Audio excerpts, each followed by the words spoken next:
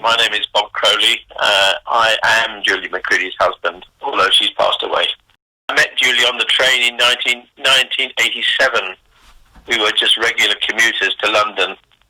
We always used to travel in the buffet car because it was the old-fashioned buffet car and nice and friendly. However, I wasn't particularly friendly because she thought I was a miserable bugger. And she sat with a friend of hers and was noisy, so we didn't actually get on for a while. But however, in 1988, which was a leap year, she proposed to me on the train in front of all her pals, and I thought, well, yes. Well, I said, no, I'm not having any of that. But a couple of days later, I phoned her up and said, look, if we're going to get married, we ought to have dinner. And we went on from there. Brilliant. We were not at all alike, and I suppose that's what happens, and the opposites attract. We had a lovely life. So that 1988, we got together pretty well immediately and moved in together. I had a little house at Little Hawksley. She had a flat in Ipswich, and I then bought a house in Ipswich that sort of shared us both, and both our businesses, because I was in the construction business and she was obviously in the media and publishing business. At the time, she was working in London, just before I met her, with a guy called Grovitt, who was launching a London Week news magazine, and at the last minute, just before it was due to be launched, he pulled it. She then tried to get it sold or purchased by other people, and she went to see Robert Maxwell, who she didn't like at all, but he said, no, I'm not having it, but would you come and work for me? And she didn't have that either. She thought she didn't like him at all. However, she still continued with her business, and she did a lot of work for all sorts of people, but mainly, I would say, Richard Desmond, and she put a lot of technology into his magazines, and then colour processing a few years later, which saved him, I think, quite a lot of money. However, after that, she worked with a guy called John Ryan, who was an editor, I think it was at the Times, and they worked quite closely together. It was a bad time in lots of businesses then. You know, we were going through quite a bad time everywhere. But after he then joined the Thompson Foundation, which operated out of Cardiff, and Julie did quite a lot of work with him, and he was the person who started to send her overseas for media business, for working in developing countries, and she really, really loved that, and it was just suited her down to the ground, meeting all sorts of new people. But the benefit to us both was that because I had a pretty free rein myself, I was able to go out with her to some of the countries and spend time there, so she didn't just go and come back. We actually had some great times, all sorts of places: Ghana, Cameroon, South Africa, Sierra Leone, Egypt. She travelled to Jordan, Syria. Well, I went to Lebanon with her. We had some just lovely, lovely trips. And that continued on until about 1995.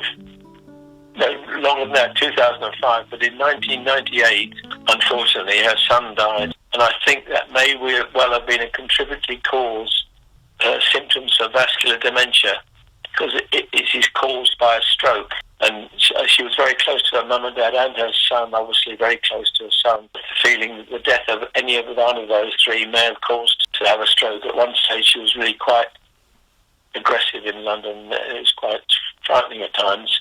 But anyway, when her son died, she spread his ashes in Cromarty because he wanted to be a marine biologist at one stage, and that's where I spread her ashes with him up in the Cromarty Firth on May the 15th, which was the day he died. That's the day I spread Julie's ashes. Until 2000 that we actually got married, for all sorts of reasons. We had a fantastic wedding at the Westerfield House Hotel. Took over the place for the whole weekend, had all our friends. It was brilliant, absolutely brilliant. And we had a wedding which was a C of E wedding. I'm a Quaker. And we also had Jewish and Muslim blessings, so which really reflected our lifestyle and goings on at the time. It was just lovely, it really was. However, from about 2009, she started to develop symptoms, I suppose, of Alzheimer's. At first, it's not noticeable, just a repetition of lots of things, asking questions. Where have we been? What we're going? So it was not something you immediately notice, other than me callously saying, "You've told me that, or you've asked me that several times." Looking back on it, there were awful things to say that you just don't know at the time. So when she died, I decided I would do something in her memory specifically, but also to raise money for the Alzheimer's Society. Because afterwards it seems to me that what really would help is early diagnosis, because she wasn't properly diagnosed with dementia until 2015, and then it's not too late, but you've missed out several years of developing problems. So I decided I'd do the CD and download. It was initially a CD, but I didn't know how much about anything then, and it was a whole new escapade for me to produce a CD and gather music and do recordings and stuff. But I had a good mentor, and that's what they said to me: you don't want to do a CD, you want to do a download as well. So that's what we got, the CD, a limited edition CD, because you don't need so much permission to do stuff. And then the download, which I've done through a website which somebody's developed for me here down in Devon. I've also since recently taken on somebody who's put it Facebook and Instagram, because being old, I'm not used to all these things, but they're all up and running now. So I've got Facebook and Instagram pages and a website. So that's where we are at the moment. After that, I was asked, did I have any experience of dementia before, Julie? And the answer is no. No experience, except a friend's father's wife had it, and it was very sad to watch a deterioration. Later, a good friend to both of us, who was much older than Julie, developed and diagnosed with dementia. She acknowledged immediately that she had dementia, which was something that Julie never ever did. She never acknowledged she had a bad memory problem or acknowledged that she had dementia. And it's just so sad. Everybody is clearly different. It attacks the body and mind in a different way and speed.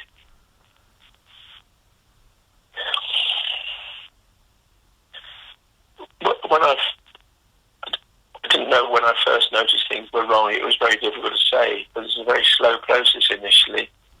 There's a lot of mental coordination that just begins to deteriorate. Julie was always a real bundle of energy. Julie joined the Essex Chronicle at 16 and also worked with a guy called Sean Robinson, who she was a very close friend of and had worked with in other locations. And he described her as being so energetic, you could imagine that she was on the end of an electric cable. And he worked with her until she left and went to London. Yes, I mentioned earlier that I first met Julie on in 1987 on the London Ipswich Liverpool Street train, and she used to travel with a colleague called Sally Birch, who actually became a business colleague of hers. Sally always was one of her noisy associates, and she described Julie as being an irresistible force, which she was. I've said earlier how she bumped into Robert Maxwell and he offered her the job, but she wasn't having any of it. But yes, they got on very well, but then they went their separate ways as time moves on. Tell us a bit more about the CD and what sort of impact you'd like it to have. When I put the music together, I wanted it to be for carers specifically, because it's quite difficult being a carer, because it becomes 24 hours a day, 7 days a week at times. You're looking at everything from washing, dressing, rising, making beds, cooking, taking out, entertaining. It is quite wearing, I have to say. So when I did the CD, I wanted it to be for carers specifically. I called it Care, Comfort and Compassion, all one word. It has a real mix of tracks on it. A poem by a gentleman called Jose Marti, which I found just as Julie went into hospital treatment for an illness she had at the time. And I also later came across a poem written by a gentleman called Edwin Owen Darnell, who wrote it in his wife's image, thought process, because she died of dementia. Wind Beneath My Wings, Voices to Share. When Julie went into care, I joined a harmony group because I was getting really, I suppose morose is the wrong word, but I just didn't have any social life at all. So when Julie went into care, I joined this harmony group to sing with, and they're just lovely people. After a rehearsal one day, they sent round a recording of what we we rehearsed, and I thought that sounded really good. So I thought maybe I could use that as a starting point for a CD. So there are two songs on the CD by a group called River Song, which is our harmony group, which is a cappella, no music, just very good. It's just lovely. So I've got two tracks from them. I've also got 2 classical guitar tracks by a gentleman I know, and they are very good. One's called Spanish Romance, which I'm sure a lot of people will know. There's also I saw a group called the Spooky Men's Chorale, who are an Australian group, very good, really odd shape, odd sizes, but just wonderful sounds. And I saw them after a concert and said, look, I'm doing this, could I have a couple of your tracks? And they said, yes, you can. So I've used a couple of their tracks. There's also a gentleman called Reg Muros, who's a Devon singer-songwriter, quite well known, and he gave me a track to use. There's also one by the Barnstable and Exeter Choir called When We Stand Together. There's also Ave Maria, which is sung by my daughter. And there's another 2 words to the Amour poem, which I wrote myself, and just reflected how I felt when Julie went into hospital. Into the West, which is an Annie Lennox song, which is, I don't think that well known, but it's beautiful, and really decides it's the end of the day sort of thing when you're going over into the West. And then because we quite like to nightclap ourselves, I've got a song track called The Parting Glass, which is sung by Malachi Cush. And then as a Quaker, I read a passage from the Quakers' Faith and Practice about death not being an end, and it's finalised with Leslie bells. I ring bells down in Devon at several churches, and I didn't ring it on this particular soundtrack, but it's one of the church bells, half muffled, and it's just lovely. It's a lovely end. So it's all the proceeds are to go to the Alzheimer's Society. And I really want to make a big impact with it in Julie's memory. I do want it to be for carers, and particularly at this moment in time. I did a launch party for the CD on the 3rd of March, which, as I'm sure people will remember, was about a week before lockdown started. So it hasn't had the biggest impact that I wanted it to have. But I'm really pressing it round now, and I do want it to be for more than just dementia sufferer carers. I think anybody who is a carer at this moment in time will benefit from it. It's a calming track, it's a calming CD, and it pays to listen to it all rather than just pick out tracks. So I'm pleased with it. People say, well, Julie, we'd be very proud. And yes, you may well be, but being proud doesn't actually put funds in the bank. So that's what I am pleased if she is proud. That'd be wonderful. But I want it to develop funds for the Alzheimer's Society. I'm in quite close contact with them, so they know what I'm doing and give me support. But I don't think they've had as much support as they might have done through this COVID period. People ask, well, when did you first notice things were wrong? Well, it's very difficult to say, but it just creeps up on you. Apart from the fact that asking several things several times an hour, even at the end, a complete lack of coordination and ability to do stuff, lack of focus on many things, losing track of time. It's horrible. It really is horrible. It took an awful lot of time to get a proper diagnosis. I used to go to the doctor because we used to have an arrangement where either of us could go and ask about either of our illnesses or whatever problems we had. And I used to say to him, can you please test Julie for mental disarray? And she'd be in there, he'd call her in under some pretext. And she'd go in and she'd come out about 30 seconds later, and I used to say to him, look, how can that possibly be a test? And in the end, I really hammered it home, and she had a test, and it was, again, 2 or 3 minutes, nothing significant. And then about 6 or 7 weeks after this, I went in and said, look, what's happened to the test that she had? And he said, I don't know. So he had a look, because it wasn't him who did it, it was a colleague of his. And he said, oh goodness, she should have been referred. So that was the start. She then was deferred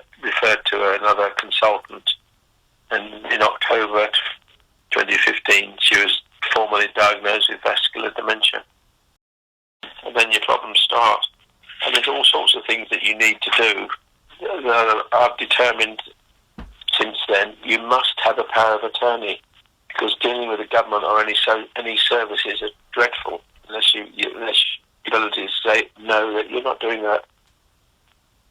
So, and you just learn all these things.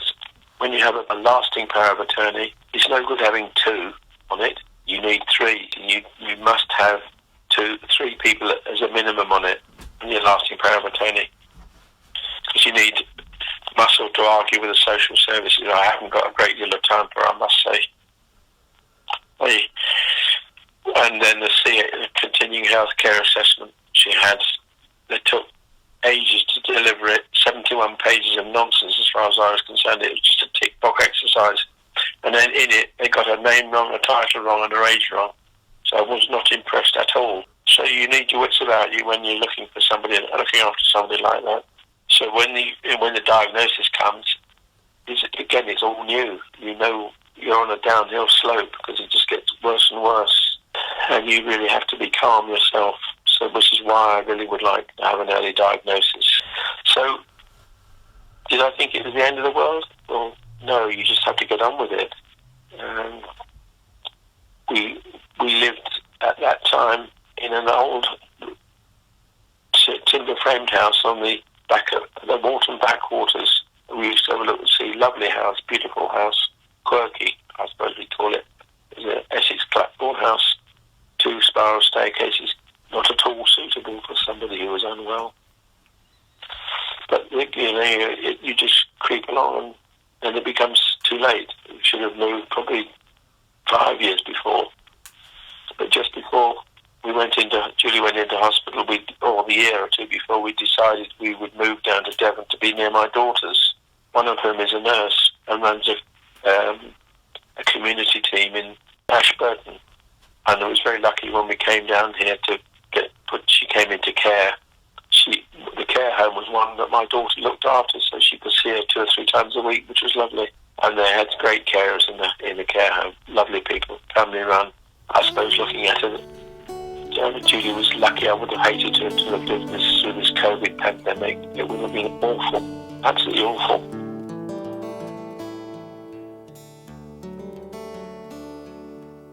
Waiting in line for the rain,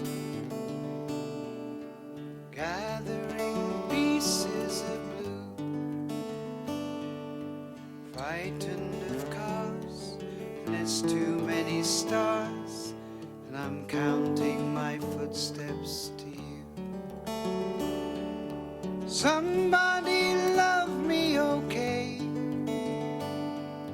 Searching my mind to find you.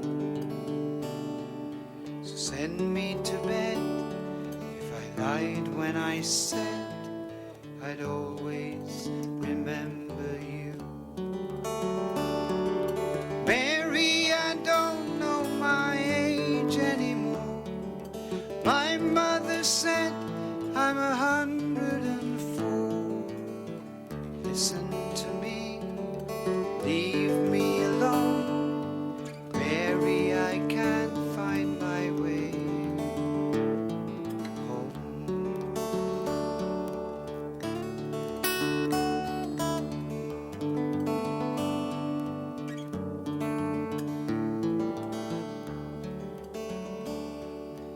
Everything's in the wrong place. Everything's wearing through. I'll start the repair when I find out just where, and I'm counting my footsteps to you. This place is just like a hotel or a prison. Sometimes I'm not sure. My postal address, try just sleeping, I guess.